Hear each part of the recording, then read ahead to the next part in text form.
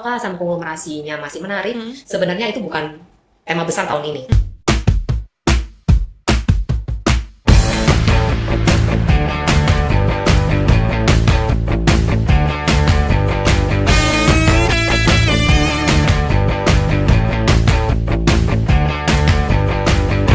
Halo geng Satset, hari ini kita kembali lagi di another episode of Satset Cuan Podcast. Dan hari ini kita akan ngobrolin topik yang lagi hangat banget nih, yaitu apakah saham konglomerasi masih relevan di 2026. Langsung aja kita akan tanya Cici Satset nih, kita kilas balik dulu Ci di 2025. Jadi di tahun 2025 itu saham konglomerat sempat jadi salah satu yang trending banget ya. Kayak ada sahamnya Pak Pepe, terus ada sahamnya Bakri juga. Nah kalau dari pandangan Cici sendiri nih, kenapa sih kok di tahun 2025 tuh retail terutama tuh favorit banget sama nih dua figur yang bisa dibilang mengisi hari-harinya retail ya di 2025. Menurut Cici kenapa tuh Ci? Oke, memang betul ya, tahun 2025 terutama akhir ya, kita bicara Q4 itu saham-saham konglomerasi itu benar-benar viral, benar-benar hot dan benar-benar rally ya. Terutama IHSG waktu itu juga lagi bagus-bagusnya. Nah, salah satu isu-isu MSCI sih itu yang menjadi salah satu katalis yang membuat retail juga ikut banyak berpartisipasi. Mungkin di saham-saham grup-grupnya Bakri ada beberapa yang ada isu masuk MSCI dan lain-lain ya, digadang-gadang ya. Jadi mereka betting di situ nih. Jadi antara lain itu. Jadi itu salah satu faktor yang menyebabkan euforia terjadi di Q4 di saham-saham konglomerasi. Dan lain-lainnya juga memang flow-nya lagi bagus ya, secara money flow-nya untuk saham-saham konglomerasi juga pada lagi bagus di akhir tahun itu sampai awal Januari. Minggu kedua ya, saya masih ingat tuh masih dikasih napas lah, itu masih kita masih enak-enaknya nyari cuan dari saham-saham konglo ya. Bener banget Ci. Tanggal 28 Januari 29 tuh sempat ada trading halt ya, itu karena tiba-tiba kita terima berita yang cukup shocking tentang MSCI membekukan rebalancing saham Indonesia dan itu cukup membuat para pelaku pasar tuh shock ya gitu.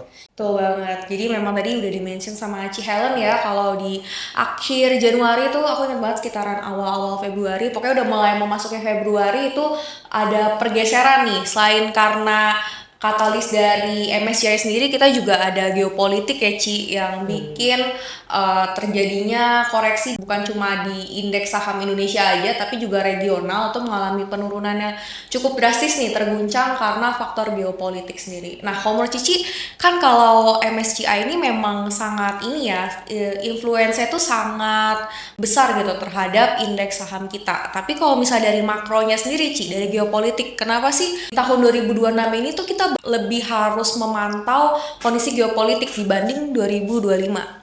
Ya, memang ada perbedaan era ya. Jadi setiap tahun itu akan punya temanya sendiri. Jadi kita harus adaptif terhadap market kalau kita ingin survive in the long run. Jadi tema yang sebenarnya bikin market itu hype tahun lalu belum tentu happening di awal tahun ini ataupun mungkin sepanjang tahun. Jadi kita harus mencari tahu nih tema besar tahun 2025 itu apa, tema besar tahun 2026 itu apa, udah beda lagi. Jadi kita harus adaptif. Jadi kejadian di Q1 itu MSCI itu bertubi-tubi ya, MSCI geopolitik itu memanas, perang dan lain-lain itu menjadikan hantaman yang bertubi-tubi nih terhadap IHSG kita, dan itu IHSG terpuruk ya dari level 9.000 sampai sempat 6.900 sekian ya. Tapi untungnya belum sampai jebol dari level 69 ya, sampai per hari ini di bulan Mei. Ini hari ini per tanggal 6 Mei juga IHSG masih bertahan di level sekitar 7.000-an ya, 69 tuh kemarin sempat kemudian rebound ke area 7.000-an, masih menguat secara tipis lah, tapi at least tidak jebol dari 69. Tapi tentunya ada pergeseran era, ini yang kita harus jadikan highlight. Jadi era konglomerasi menjadi era apa nih di tahun ini. Jadi ini eranya geopolitik. Jadi kalau geopolitiknya sering memanas, artinya suhu politik dunianya ini unstable, itu akan mempengaruhi ke seluruh dunia dampaknya. Gitu. Jadi kita ini faktornya banyak yang harus kita perhatikan, bukan hanya geopolitik, tapi nantinya tentunya kita juga perhatikan kurs kita juga, itu jadi salah satu pemberat juga. Karena untuk sekarang ini kurs IDR terhadap US dollar, IDR kita tuh melemah ya. Betul, Ci. Sampai per kemarin masih bertahan di atas 17.400 dan itu akan memicu reaksi outflow dari pasar saham Indonesia. Kenapa? Karena ya investor asing tentunya juga merasa dirugikan kalau memang sampai ada rugi kurs seperti itu ya. Jadi mereka juga akan mencari instrumen di luar yang lebih menarik tentunya untuk memberikan return-return yang bagus kepada mereka selain IHSG. Mungkin ada banyak option di luar sana yang lebih atraktif atau mungkin lebih stable gitu dibandingkan IHSG yang masih banyak hantaman gitu. Selain daripada geopolitik, ketambahan lagi MSCI plus kita sempat dengar bahwa Moody's rating juga diturunkan. Betul, Outlook Indonesia itu diturunkan menjadi negatif. Jadi itu salah satu menjadi pemicu ya dana asing itu keluar dari pasar saham Indonesia. Jadi kita ketahui sekarang bahwa isunya brand itu dan DSSA juga kita ketahui akan di take out juga ya. Itu kan menjadi salah satu highlight dan concern karena brand itu adalah saham konglomerasi juga dari SSI ini gitu. Jadi kenapa hal itu terjadi? Karena kemarin menurut MSCI mereka tidak mendapatkan keterbukaan informasi yang mereka minta gitu ya. Jadi akhirnya timbul banyak peraturan-peraturan baru mengenai free float dan lain-lain, itu akan membuat banyak adjustment di harga-harga saham yang sekarang terjadi gitu. Jadi untuk saham-saham konglomerasi ini kalau IHSG-nya tertekan, itu cenderung mereka juga ikut tertekan gitu ya. Yang sekarang kita alami selama Q1 saham konglomerasi ini bisa dibilang nggak perform gitu ya. Mungkin ada sedikit rebound ya, tapi tidak long lasting. Karena apa? Karena memang arah flow-nya lagi ke bawah, IHSG-nya tuh lagi ke arah bawah. Maka akan very challenging buat saham-saham konglo ini untuk bisa bertahan agak lama naiknya ya. Kita bicara kenaikannya, bukan berarti nggak bisa naik, nggak bisa rebound. Pasti dalam setiap penurunan ada pantulan. Nah kita tinggal perhatikan celah-celahnya aja, di mana area-area supportnya itu kita bisa manfaatkan. Jadi apakah saham konglomerasinya masih menarik? Sebenarnya itu bukan tema besar tahun ini. Tema besar tahun ini tuh core sektornya menurut saya adalah bukan lagi konglomerasi tapi lebih kepada energi.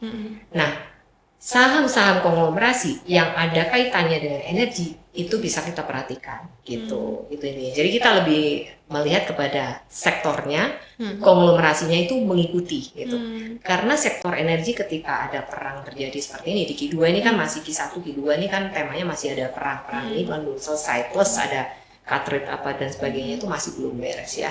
Dan ada peralihan juga antara Powell dengan yang baru dengan Kevin Warsh. Ya, itu juga salah satu jadi concern juga. Jadi banyak ketidakpastian lah di pasar saham sehingga membuat para pelaku pasar lebih berhati-hati.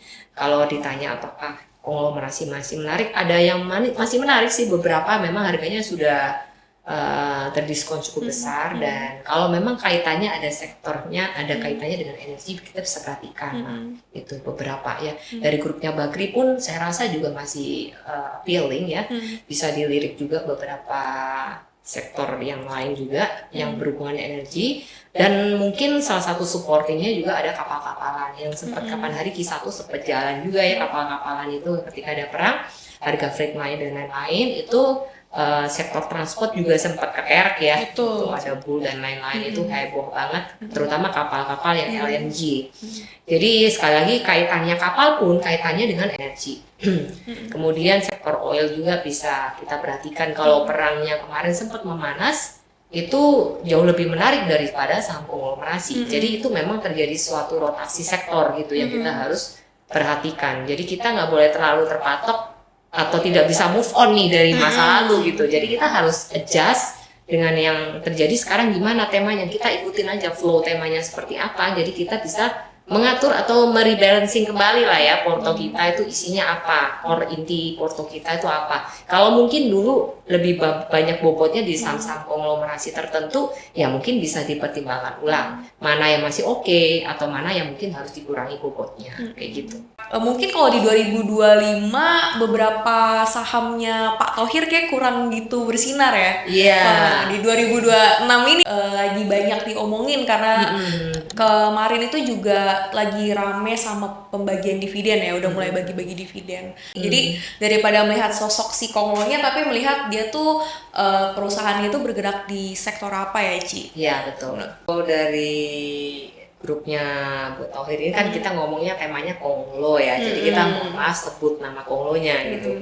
Jadi kalau dari segi grup Adaro sendiri itu Adi itu kemarin sempat tertekan juga ya lumayan jauh, tapi sebenarnya grup Adaro masih menarik ya, cuman memang tidak bisa dipungkiri bahwa banyak kebijakan-kebijakan yang dibuat oleh government lately yang juga memberikan tekanan ya kepada beberapa sektor yang di nikel misalnya, di coal itu juga mengalami tekanan. Nah, untuk grup Adaro mestinya menurut saya masih menarik untuk diperhatikan. Kalian bisa cari area buy on weakness-nya. Selama arahnya masih uptrend, I think masih bisa dipertimbangkan ya untuk grup-grup Adaro itu. Kemudian untuk Adi kemarin juga sempat melesat ya, ADMR, cuman AD-nya saya udah jeblok duluan. Jadi kita masih bisa cari area-area supportnya di mana. Kalau memang area support tersebut belum dijebol, itu I think masih bisa jadi good opportunity justru gitu. Kita bisa perhatikan. Nah, itu sering banget dibahas dan ditanyakan ya di grup Iya, kita makanya setiap hari. aku sekalian ini nih, sekalian mention. Dan juga selain daripada itu, kalau kita ngomong soal Konglo ya, itu kita bisa perhatikan beberapa yang masih punya turnaround story, misalnya kayak emiten emas itu kan Modal listing ya. Nah, itu kalian bisa memperhatikan juga yang korelasinya sama emiten emas ini yaitu MBMA misalnya bidang nikel. Walaupun nikelnya lagi tertekan ya karena memang ada kebijakan yang tidak menguntungkan.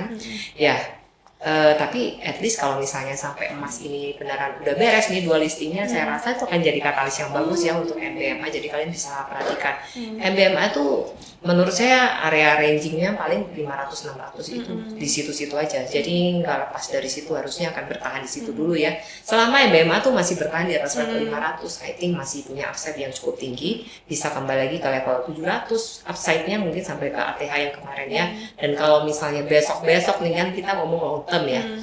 Long termnya sih mungkin kalau misalkan bisa lewat dari ATH itu MBMA bisa digit. Tapi disclaimer sekali lagi kan kita harus lihat dari kondisi marketnya seperti apa. Apakah ada kebijakan-kebijakan suddenly yang bisa memberatkan ini juga gitu. Nah, itu semua mempengaruhi termasuk harga-harga ore dan lain-lain ya. Tapi ada yang menarik lagi sih sebenarnya grup Bakri ini kalau saya lihat ya tahun 2026 ini cukup bersinar sih dari Q1 itu ya. Walaupun ya sempat terjadi tekanan yang waktu itu sempat saya ngomong di grup tanggal 16 Januari atau berapa ya, 16 Februari lupa.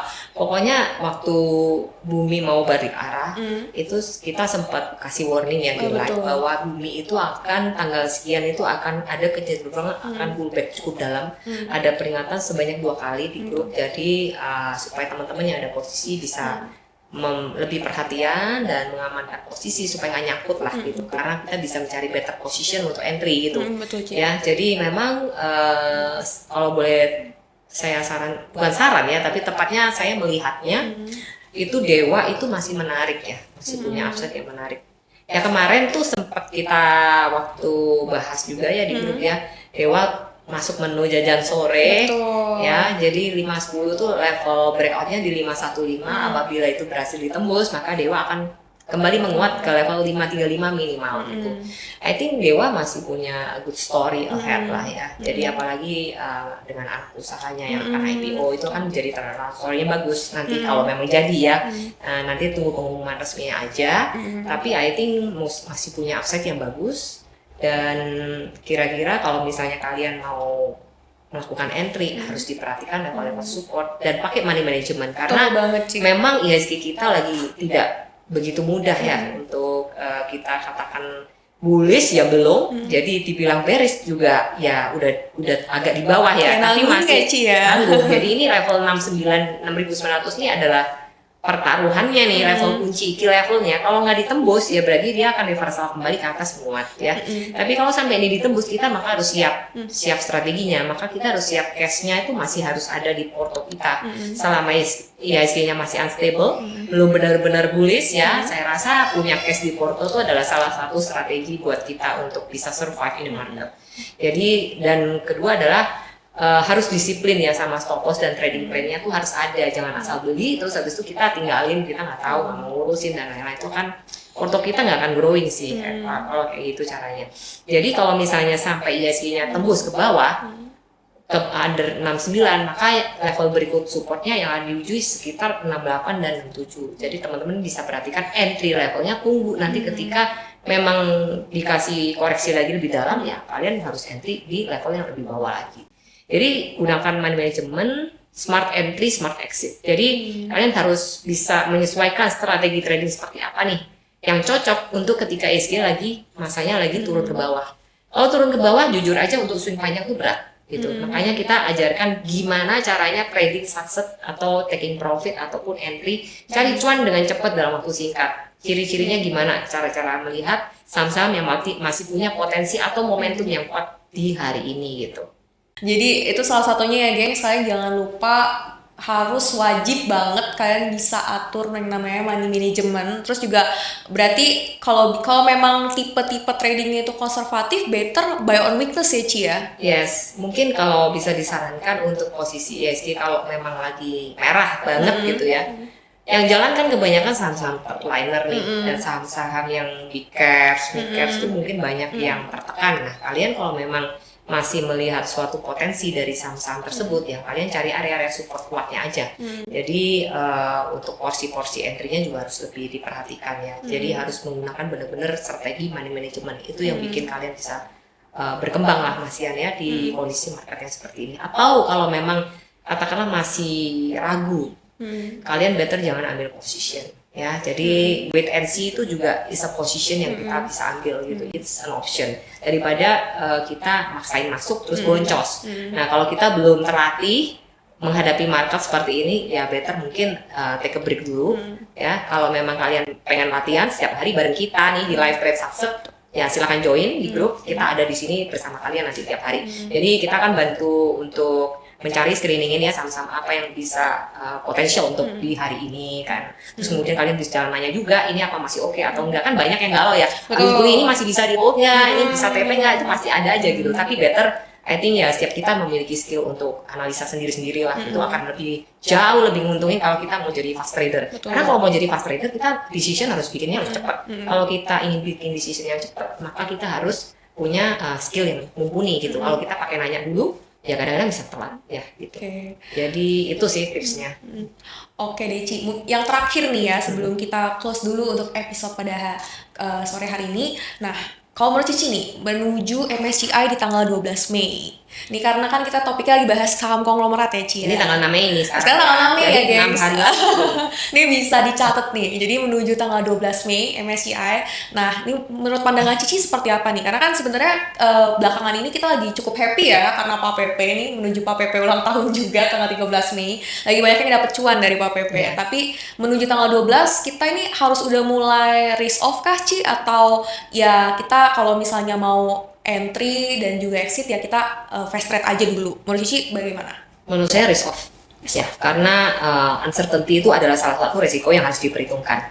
Ya, menurut saya mengukur resiko itu jauh lebih penting daripada kita mengukur cuannya. Karena modal tuh yang salah satunya yang harus kita pertahankan. Karena kita nggak boleh kehilangan modal terlalu besar ya.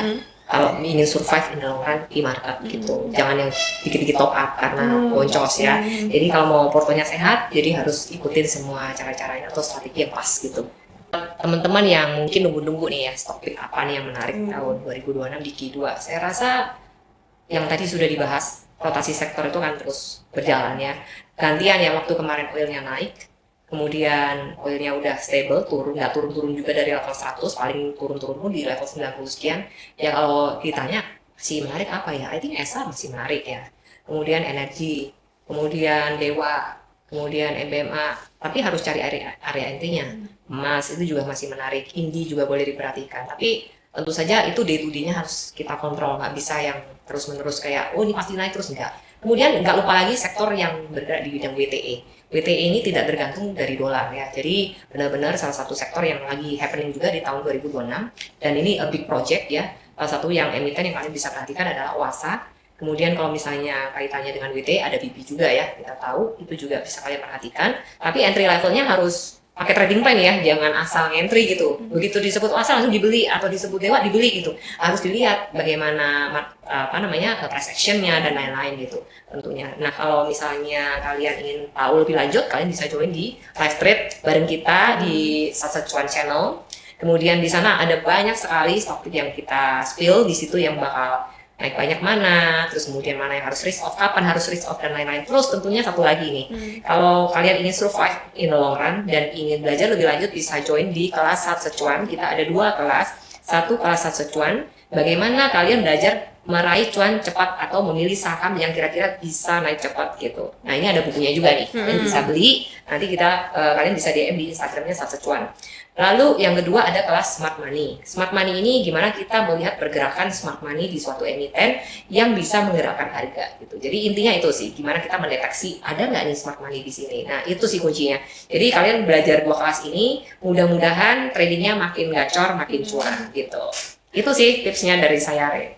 Oke, thank you Ci Helen. Kalau gitu kita akan ketemu lagi di episode berikutnya. Jangan lupa subscribe dan like YouTube channel Satsecuan. Dan kalau kalian mau ikut kelasnya Satsecuan, nah kalian bisa hubungi langsung admin di Instagramnya Satsecuan. See you guys. See you, salam satset.